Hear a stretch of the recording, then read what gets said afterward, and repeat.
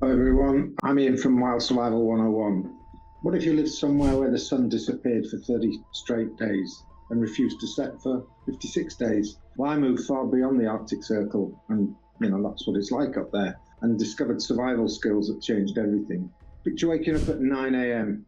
in the morning and it's pitch black still. Out the window, look out the window again 3 hours later. It's just getting light then. Lunch at noon, getting light. Bedtime at 10 o'clock, well, it's completely dark, but by about 3 or 4 in the afternoon, it's completely dark.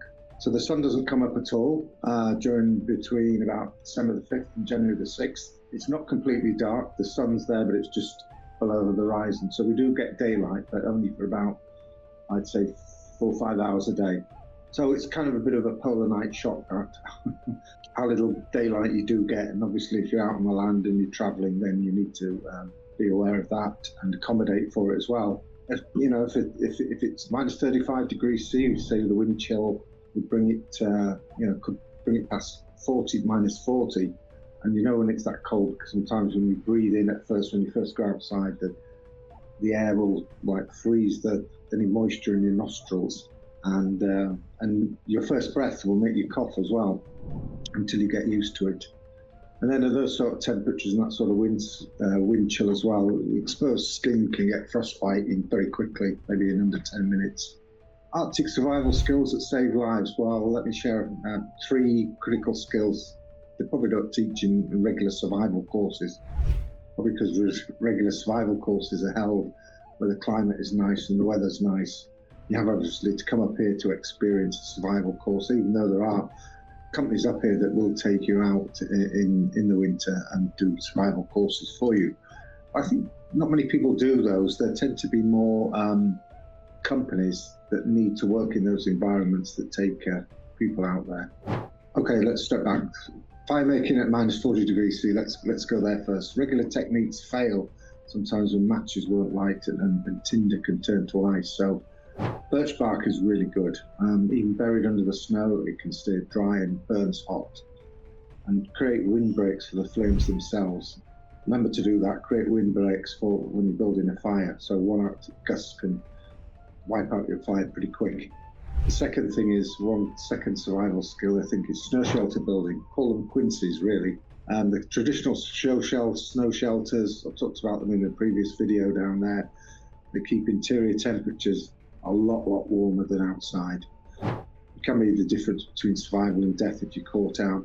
As I mentioned, I have a complete quinsee building tutorial, and you can see it in the link below. Third, up here, mental survival during polar nights.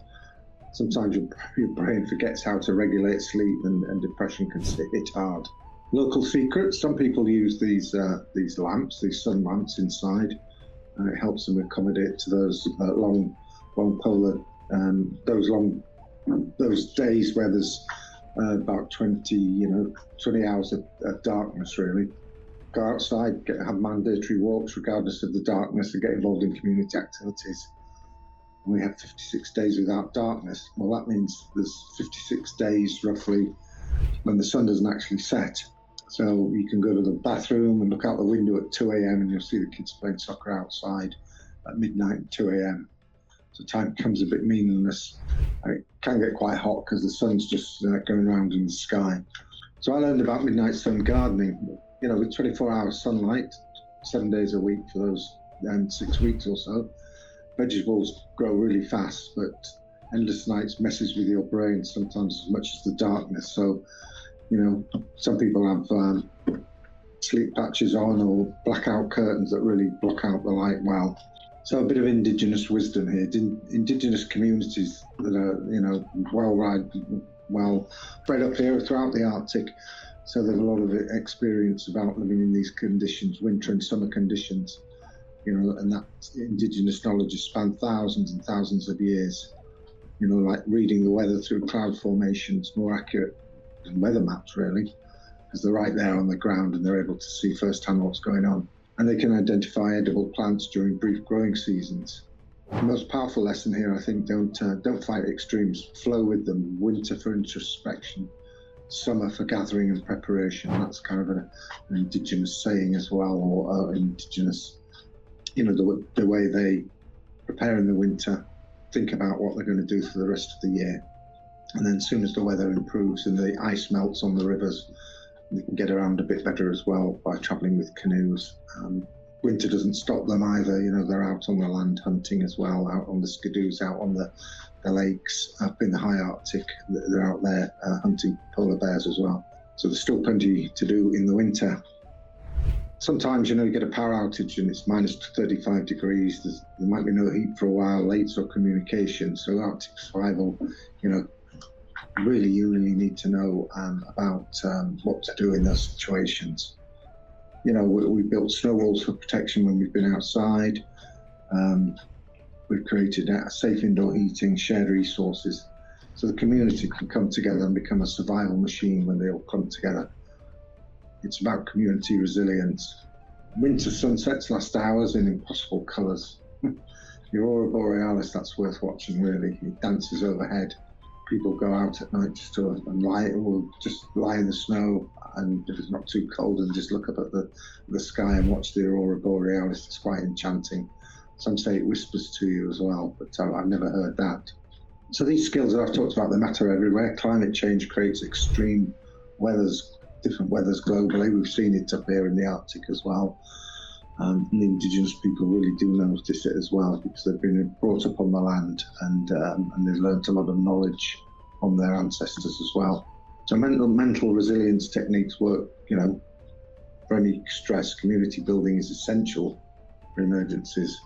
Understanding how to thrive in extreme temperatures and how you approach everyday life.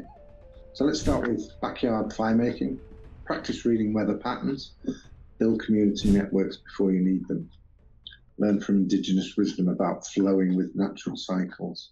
In closing, the Arctic transforms those who learns its rhythms. I like that expression. Start your survival skill journey today, whether in a city apartment or rural cabins. There's plenty of hints, tips in my other videos below. If these Arctic insights helped you can like and subscribe for more extreme survival content. There'll probably be more as well in the coming months. Comment your most extreme weather survival story below. It doesn't have to be in the Arctic, it can be other places. People in the American Midwest who are subject to hurricanes and tornadoes. They can be terribly scary and destructive as well. So I'm sure people have their extreme weather survival stories to do with those kind of weather extremes as well.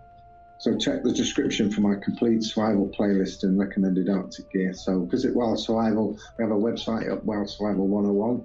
That's got a lot more detailed blogs about all sorts of different aspects of outdoor survival and living.